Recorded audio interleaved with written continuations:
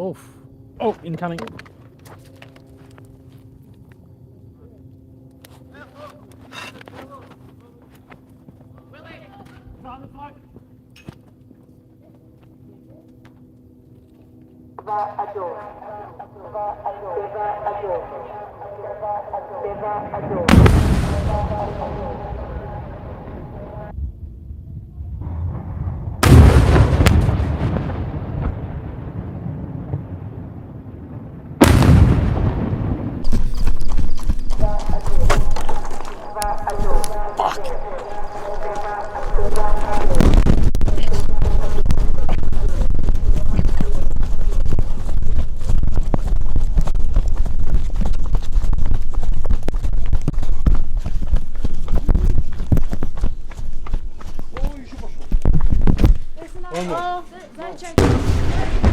Move. Is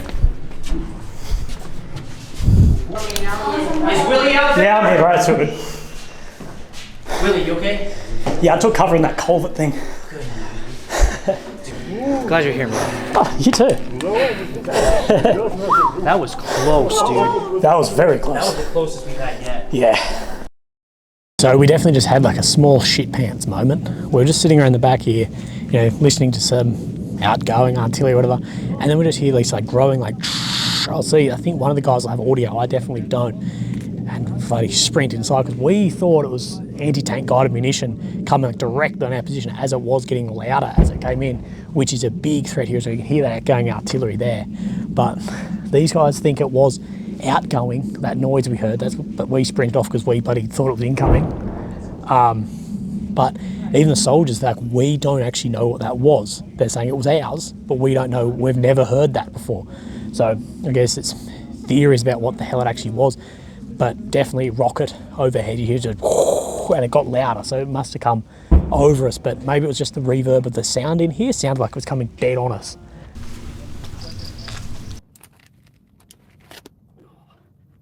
Goodbye, YouTube Live.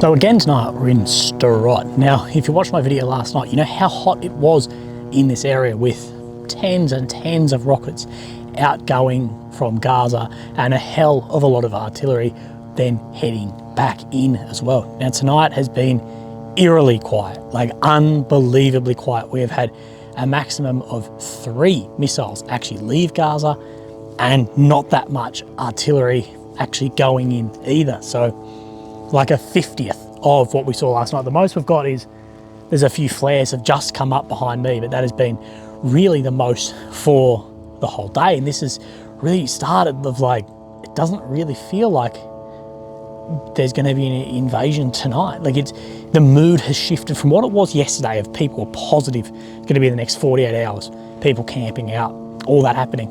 It really doesn't feel like that. And the questions being raised of why, and very little missiles going out, why is very little artillery and bombardment going in. Last night was the largest air campaign from the Israeli Air Force of this whole war. It's been the largest one. So, and tonight has been basically silent. It has raised the question of what is actually going on. Are they trying to get more hostages? We're not really sure. One thing we do know is about 12 hours ago that humanitarian vehicles were allowed to cross down right in the south of Gaza across the Rafah border. So a number of humanitarian dual trucks carrying humanitarian goods crossed there as well. But it is interesting to see how quiet it is just in this area too. Something you do notice is there's a hell of a lot of cats, dogs around, and these are just pets. This whole area was evacuated and the pets were just left. And it's very sad to see. Someone who loves animals, it's sad to see that. We have seen some locals come in and feeding any of the domestic animals that are here. That said, the Iron Dome system isn't apparently as active here as in other areas because this has been evacuated, that the Iron Dome, very expensive system to operate, isn't as active, that if they're hitting in here, that's why there are still strikes happening here. Now, something I've seen a lot of, like last night we saw on the video, we talked about the mother and daughter who had been released as hostages from Hamas, that these were American Israelis released. And something I see a lot is people referring to these civilians in Hamas as that they're in custody. And these are civilians, they're not in custody. They're being held hostage. Custody means like you've taken a piss down an alleyway and the cops have chucked you in the bloody tank for the night. They are not in custody. No matter what you think of what's happening in this war with Palestine, Israel, Hamas is a terrorist organisation. And I think that the Free Palestine campaign should also focus on freeing the Palestinians of Hamas. No matter what you say, Hamas is a terrorist organisation. Terrorist organisations come in and they do the shocking acts that we have seen. That's not someone who takes people into custody. That's someone who takes hostages for their good, to try and have something come back from there. And I think that's where the Free Palestine message should be as well. And I got sent off a friend who went to a closed viewing of a video that won't be released to the public, but he gave me a rundown of what happens. He said it was very graphic, it was unbelievable. And he said, he's a very experienced guy, it was one of the worst things he's ever seen. He said, what we saw was an 8-month pregnant woman who was being filmed held down on a chair. They cut her open and eventually managed to pull out the still tethered child. A member of Hamas repeatedly stabs the baby to death and then proceeds to hack off both of the mother's breasts, leaving the woman to bleed out. He says, I cannot imagine a more horrifying and cruel death. Her last moments on this earth were truly fucking horrific. They amputated kids' arms and left them to bleed out. And this wasn't just Hamas. We saw in the video a lot of civilians came across the border as well, and they got in on the carnage. And as what we know, on the 7th of October, not only the multiple thousands of Hamas fighters came across, there were civilians come across and joined in that carnage as well. What people need to do is they need to separate Hamas from the civilians. And if you're saying Free Palestine, you also need to accept that Hamas is a terrorist group and that the civilians living in there getting bombed to shit, dying, need to be freed of Hamas also. And what you do with a terrorist organisation. G'day legends, hope that you're doing well. Now behind me is northern Gaza from a hilltop, and what you will hear and see throughout this video is a hell of a lot of artillery going from Israel into Gaza, missiles from aircraft, the guns, everything. We've also heard snipers in here as well, taking shots, as well as heavy machine guns also firing in, and a lot of armoured movement. Now, what is this setting up? Well, everyone will say it is setting up a ground invasion. When and if that will happen, well, we are not sure. Everyone has been saying it's imminent now for a number of weeks. There's even some speculation going around some circles on part of that. There could be a naval element as well for a coastal invasion, or where it sits to split Gaza into the north and south and see what goes from there. But in the daytime, in these shots that I'll show you, you can just see the amount of smoke and dust rising up from the constant bombardment of Gaza, causing the massive humanitarian disaster that we have seen there. Now, a few trucks have been able to cross from Egypt through the Rafah crossing into Gaza and delivered some much needed humanitarian aid, although it is nowhere near enough for the disaster we've seen unfolding behind us. Some of the breaking news today was that Israel has actually hit an Egyptian post. You can just see that behind me there. Israel's actually hit an Egyptian post with a tank, saying that it has injured somewhere between 2 and 9. Now, we don't have an official number on what that is, but the speculation is that 2 to 9 Egyptian soldiers have been killed. You can hear that. The Israeli defence has confirmed this, saying a short while ago an IDF tank accidentally fired and hit an Egyptian post adjacent to the border in the area of Karim Shalom. The incident is being investigated and the details are under review. The IDF expresses sorrow regarding the incident. So, of course, a tank has then shot across the border there and injured some. Now, as well, in these border regions around Gaza, we do know as well that there has been more Hamas fighters found only in the past couple of days. Now, over 2 weeks since, and there has been warnings out that there could be up to 20 fighters still somewhere in Israel hiding out. We're not sure as well if they are just hiding out or to be enacted at some point, because we have seen more attacks across the border here too, from Gaza into Israel. We have seen that they have fired anti-tank guided munitions, missiles as well in, as well as more attacks there actually crossing. This has been a bit of a first as well since that initial invasion. In that area, we know where Hamas fighters fired the ATGMs into Israel today. We have got confirmation that Israel then used AH-64, of course, Apache attack helicopters to strike back at then those positions. I spoke about before the unfolding humanitarian disaster happening in Gaza. Now, the Israeli Air Force has dropped leaflets over northern Gaza today, and these have said, urgent warning to the residents of Gaza. Your presence in the north of Wadi Gaza is putting your lives at risk. Anyone who chooses not to evacuate from the north of the Gaza to the south of Gaza Strip may be identified as a partner in a terrorist organisation. This message, of course, then spread like wildfire across social media, saying that they will then target the civilians there. So the Israeli Defence Force has then clarified on their social media saying this. The translation from Arabic that is now spread across platforms is imprecise. To clarify, the IDF has no intention of considering those who have yet to evacuate as a member of a terrorist group. The IDF states once again, for the safety of Gaza's civilians, that they should evacuate to the south of Wadi Gaza. All those who remain are endangering themselves due to the Hamas terrorist activities within civilian areas.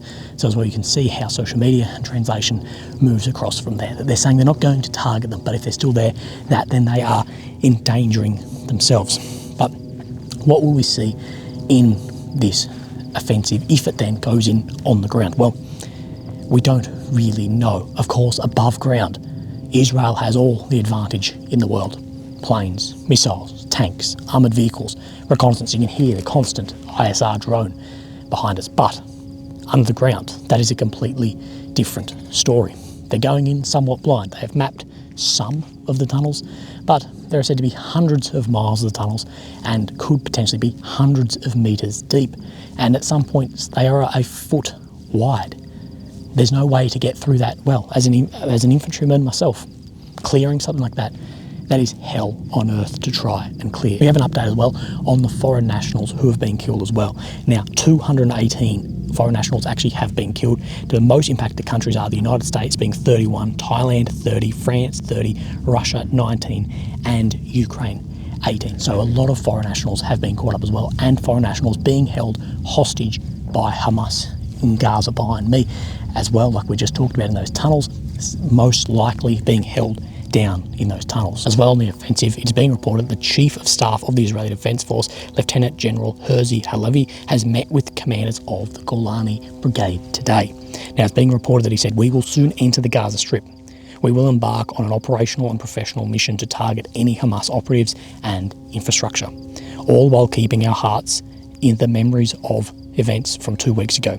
Gaza will present a complex and densely populated environment, and the enemy is actively preparing. Rest assured, we are equally prepared." So all signs but the time are pointing that there will be a further ground push as well. Now, the Israeli Prime Minister, Benjamin Netanyahu, has met with soldiers and officers who are also attached to the 89th Commando Brigade, who are working in north of Israel, of course on the border of Lebanon against Hezbollah. Now, he has said, "What you're doing here and what I just heard from your commanders is an extremely important mission. You are killing the Hezbollah men who are trying to attack our front line.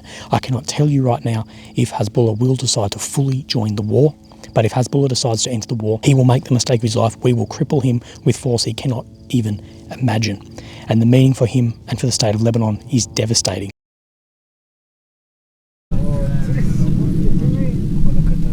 We're well past 2 weeks since we saw that Hamas terrorists crossed into Israel and carried out a massive massacre along the border, at some points up to 30 or 40 kilometres in.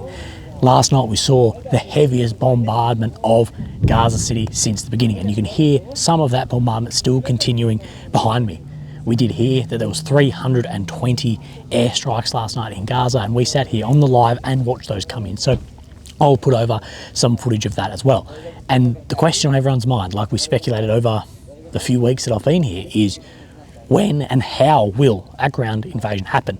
Firstly, if it will happen, and secondly, how will it go from there? Is it an ambush? We are unsure. But we have got some stuff from some officials as well around this. So Israeli Defence Force spokesman Jonathan Krikis has told ABC in Melbourne, the aim here is to totally dismantle Hamas from its military capabilities. If that can be done from the air and with standoff measures, with very limited exposure to our troops and less damage on the ground, that would be great. So of course, speaking in this, from standoff weapons, long-range machine guns, tanks, artillery, airstrikes, that if it could be done like that, that would be far better for the Israeli Defence Force. Rather than guys on the ground going in, you're going to have significantly more casualties. But there is no way with, doesn't matter if they're modern tanks, modern artillery, bunker buster munitions, whatever, those are only ever so effective against targets dug into the ground. We've even seen the success that Russia and Ukraine have had with just digging trenches against artillery, not tunnels hundreds of miles long, tens to hundreds of meters deep in the ground as well. But one of the things really delaying, or we think the main thing, delaying a ground incursion, other than political pressure, is of course the hostages. Now, the number does change a little bit here and there, but we're hearing 222 people are still being held hostage by Hamas inside Gaza. Not under custody, like some people would say, but 222, so well over 200 still being held hostage there, and we're unsure of the conditions that they're being held in. If the hostages are released, Hamas is still going to exist in Gaza. What then are the next steps? On this, we are unsure. But we are getting some word from soldiers that they are being sent home on something like local leave, 24, 48-hour leave, as well as we know there's been thousands, tens, hundreds of thousands of troops mobilised for this. So we have no idea when it is going to be, and we've also been told of some people that the sappers, the engineers, are still trying to clear mines around these areas and around the fence lines that have been laid as well. But from that bombardment, we know that the Gazan authorities are claiming that now over 5,000 people have died inside Gaza, a huge amount of them being children. So it is a massive humanitarian disaster that is unfolding behind me in Gaza as well. We also know that there was limited ground fighting inside the walls as well last night, at least being reported that there was shootouts, whatever. We're still hearing some machine gun fire. I'm sure you can hear some of that, as well as individual rifle shots, tanks, and a bit of artillery. But we'll see how it picks up into later tonight. But we speak about the humanitarian disaster unfolding. The EU chief, Joseph Borrell, has spoken about this. He said, now the most important thing is for humanitarian support to go into Gaza.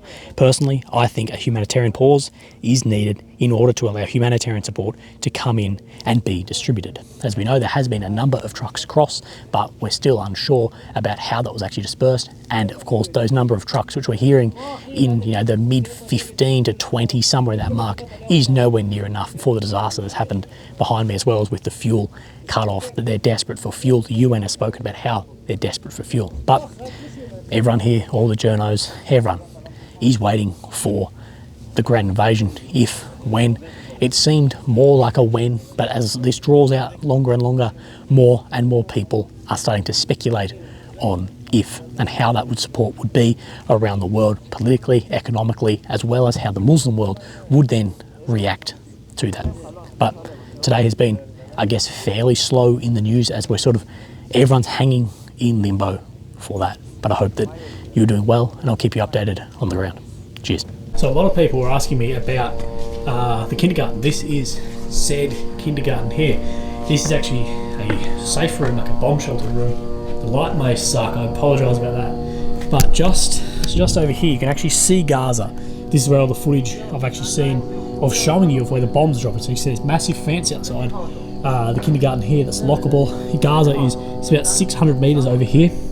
But you can just see in here as well how thick, like this is the thickness of the wall, and this is solid concrete, like reinforced concrete through here. Of course, this is where little attackers would then put up their fucking school bags and then come through. And then of course in here is a kindergarten. Still some bags, you see little chairs and whatever as well. Still hanging on the wall are paintings, drawings that the kids have done. But just look at these windows too. This is how thick these windows are. This is completely, well, this is, bulletproof is the wrong word, but bullet resistant glass. But little stove area, cooking bit. This is just a regular kindergarten. 600 metres from the line here, all lockable, all bulletproof. But you can just see how close this was, and when Hamas came 30, 40 kilometres in, how this actually went from there.